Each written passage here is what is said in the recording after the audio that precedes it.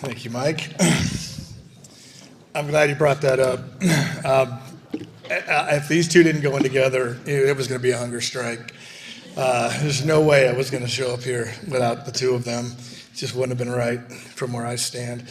Couple things. I thought in lieu of time, I might kind of kill two birds with one stone, and some of the things I might talk about is they kind of go hand in hand with the two of them.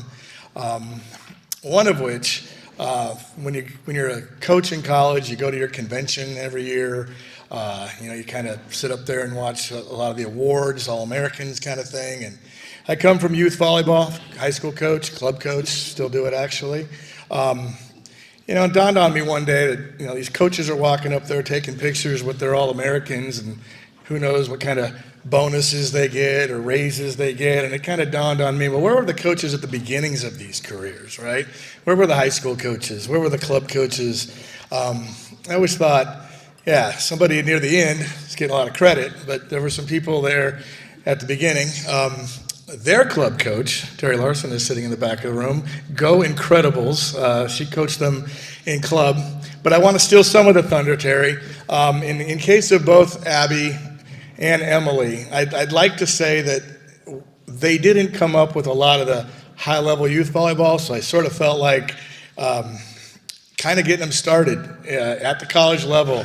Emily, kind of a new position. She had done some setting, but a lot of people were saying, you're going to make a setter out of her? And I said, yeah, you watch.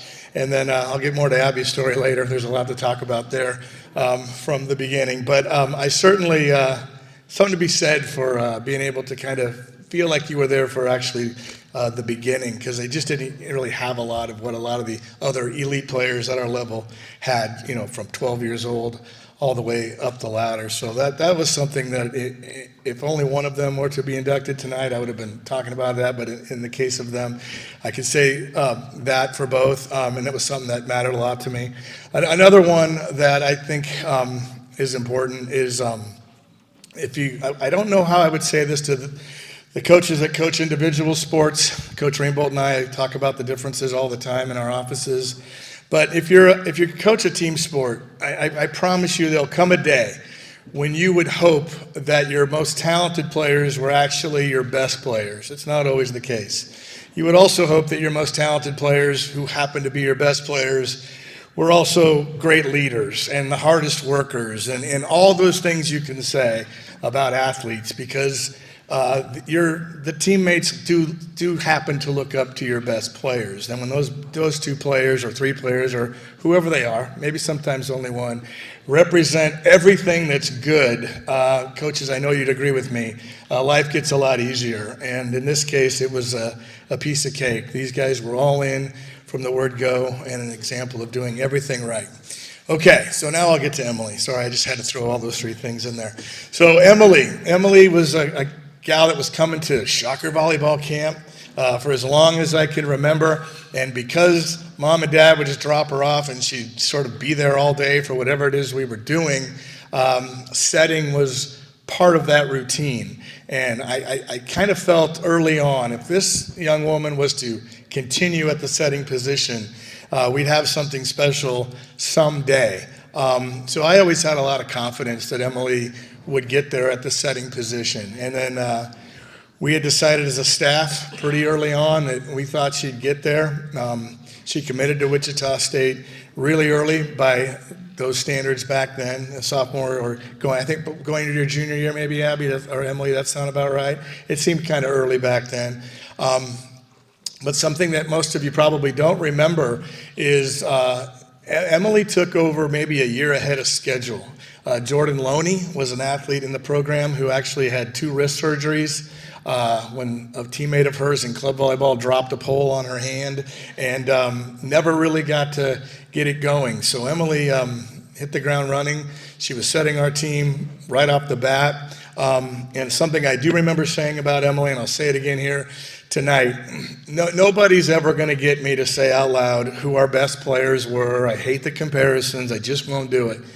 But something I can always say about Emily, and I've said it before, is nobody was on the floor for more plays, more matches, more games, however you want to add it up, once we were already at a really high level. So Emily took, Emily took the floor setting as a redshirt freshman when we had pretty much reached about as high as maybe this program could go. And we maintained it for 4 years. She never was part of us kind of scheduling to kind of crawl our way up the ladder as our team developed. We were in the deep water right from the start. Denning over here and I were talking about some things this morning. That first tournament out at Kentucky, 3 NCAA teams, Kentucky at the time, Virginia Tech was in the tournament, and so was Butler. So we were scheduling that way right from the start. So for 4 years, every single play, Emily was out there leading our team. Another thing I'll say about Emily, it didn't matter who we played, maybe at least by her sophomore, if not her junior year, when you didn't look across the net and say, yeah, I wouldn't trade my setter for yours. And that includes the teams that you've heard of, right? I'm talking Nebraska. I'm talking about Texas. I'm talking about Kentucky. We played them all, Oregon, and I just can't remember a time where I would have made that trade. It's just been, it was awesome. So another thing, I'll leave you with this before I bring her up here, and I did go down to Tammy's office today trying to negotiate for some more time, and I think the reason you weren't there is because you knew I was coming. But we had a guy walk in our office. This is sort of novel, but I love it. We had a guy walk in our office one year. It was kind of selling, a program, like the DISC thing or the psychoanalyst stuff. Everybody, the coaches always get these guys. But he interested me. He knew about our team. He knew about some Chakra history. His father-in-law was part of a great KU basketball team. And he got my attention. And so, he offered me this. If you do this, we'll do this for you for free if you let me break down your team. And so we all filled out these surveys. And we did all this psycho stuff that you do to kind of figure out where everybody's at on some continuum somewhere. And he comes back a week later. And he says, we got 21,000 people in our system, and your setter, Emily, is the highest rated yellow, okay? Well, what's a yellow? Well, yellows are bridge builders, okay? 51% yellow. Now, most people are going to be right about 25% of 4 different colors, so to even be in the 30s is kind of extreme. So Emily was hovering at 51% yellow. So he says to me, it's really, really important, Coach. She has to know how you feel about her. Bridge builders are great, but they can be broken. She has to know how you feel about her. And my assistant, Matt, and I looked at each other and said, well, this is easy. We think she's the greatest. So it was a piece of cake. So those of you that know her know what I'm talking about. It means the world to her that the people around her feel good. She was a great leader for our program. She did it all. And I am pleased to invite you up here, Emily. I can't wait to hear the speech. I know you've been practicing all month. I bring up the great Emily Hiebert.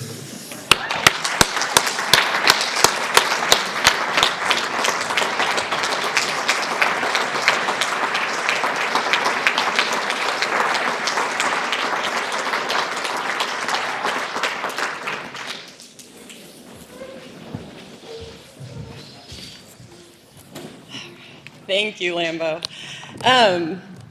So I text Abby Lehman Chaffin, sorry, I still call her Abby J.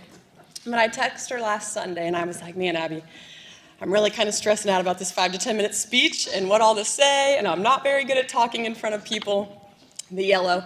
But I know my family's probably sitting back there like, what, really? We can't ever get her to stop talking and telling stories at all the family gatherings.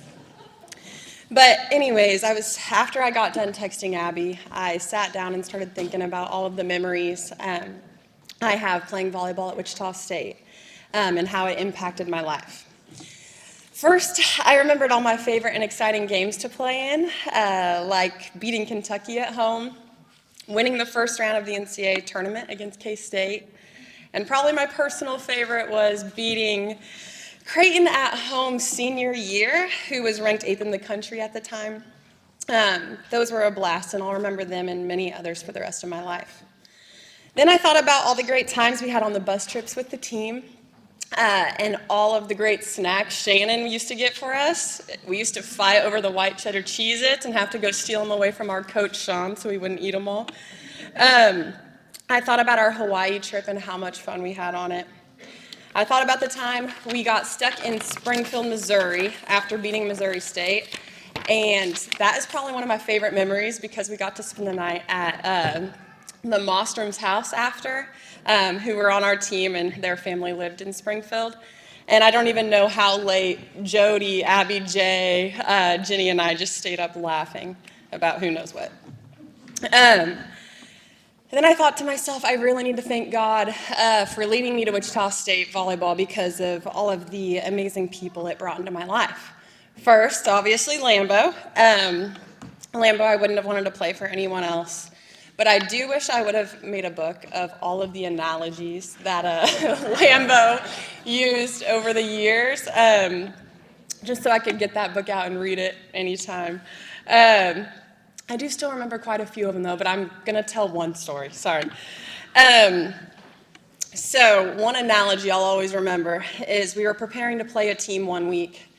I couldn't even tell you who the team was now, but we're playing a team that has a setter who would set a really fast back set to a good slide hitter behind, and it would score a lot. She was really good, and Lambo wanted to make sure that we were really ready for it and prepared.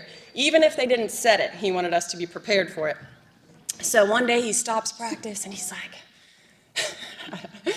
like, so imagine you got a hot date. And we're like, okay, where's this one going, Lambo? He's like, imagine you got a hot date and you really like him and you don't want to mess this one up. So you want to make sure you're ready by the time he's there to pick you up for the date. And so you go upstairs, you get your makeup all done, you have your hair ready, you have your outfit ready, and you're just waiting for him to ring the doorbell. And suddenly the doorbell rings and you go down there to answer it and he goes, but it's the pizza delivery guy. And he goes, but guess what? You were still ready. And so that one you definitely got your point across, and it'll stick with me for forever. But seriously, thank you for everything, Lambo, and I love you so much. It also brought all of my other coaches I had at Wichita State into my life, Matt, Donnie, Austin, B-Mag, and Sean. So thankful for each of them. I also want to thank my past coaches I had who helped me get to Wichita State, and Lambo kind of already mentioned them. I have the Larsons back there, who were their whole family pretty much was my club coach, so thank you guys for everything. My high school coach was Jamie Dimmons, and she was also my first ever club coach, and she's just awesome. Let's see here. Let's see. Wichita State introduced me to friends. Try not to cry. But introduced me to friends that I'll now have for the rest of my life. My teammates. Katie's here. She now coaches at Wichita State. She's awesome. And Abby. I'm just so thankful for all of the teammates I had throughout my years. Shannon Lambo's wife. She couldn't be here tonight, but Shan's is the best. If you don't know her, she's awesome. She was like our team mom who kept everything organized. She would always have an itinerary for everything for us. And she always made sure that we had our IDs before we went on flights for our trips. So that brings me to one more story, sorry. So I think it was our senior year, and it was our first trip that we were flying. And Shannon was really on us, like, okay, make sure you guys have your ID, make sure you guys have your ID. And it was Michaela Rodset, Abby J, Gio, who was on our team, she's from Italy, and I all sitting next to each other on the bus on the way to the airport. And anyways, we're like, Gio, we gotta play a trick on Shan's. And so we have Gio get out her shocker ID that you use to scan at the cafeteria. And I'm going to try to do my best Gio impression here, but she holds it up and she's like, Shannon, she's like, is this the ID we need to get on to the airport, right? And we're on the way to the airport. And Shannon's like about to have a freak out. And she's like, no, Gio, you need your actual ID like to get on the plane. And Gio's like, oh no, I thought it was the shocker ID. But anyways, Abby J, Michaela and I couldn't hold in the laughter anymore. But just so extremely thankful for Shan's and everything she did for us. Kat, who is here today. Hi, Kat. But she's our athletic trainer, and I mean, sometimes we wouldn't even be hurt, and we'd still try to go in there to see her just because she's so awesome, and still do. And I know I can still text Kat whenever, just to talk, or if I need her to fix my hips again, I know she probably would. But love you, Kat, and I hope you know how much of an impact you had on my time at WSU in my life. Gretchen Torline is also here. Can't look at her. She's our academic advisor. And I mean, we'd sit in her office forever, bother her, talk about life, laugh, or get yelled at. Just kidding, I didn't skip class, so I didn't get yelled at. But I love you, Gretchen. Mike Kennedy. Poor Mike probably thought we were all crazy on all those bus trips. But we just absolutely loved having you with us, and we all love you so much. Tammy. Tammy also got to experience those bus trips. But we love you, Tammy, and I worked really hard to make this speech 5 minutes for you, so I hope it is. All of our weights trainers that we had over the years, just really thankful for them, except for when Adam made us run gassers in the sand that one spring. Not very much fun, but still thankful for him. All of the fans, you guys are seriously the best. Shocker Nation really does have the best fans, and you all made the WSU experience amazing, so thank you. We appreciate you all. Anyways, I am so grateful to receive this honor from a place with so many people and so many memories that will forever be special to me. Also, I'm grateful I get to receive this award with one of my best friends, Abby J. I love you. And thank you to the committee for giving us this honor. Also, I saved this part till the end so you guys wouldn't have to sit here and listen to me cry the whole time. But thank you to my family for always being there. They're all here tonight too, so thank you. I love you all so much. And then just thank you, everyone, for being here to celebrate such a special night. I wouldn't have wanted to play volleyball anywhere else, and go Shocks.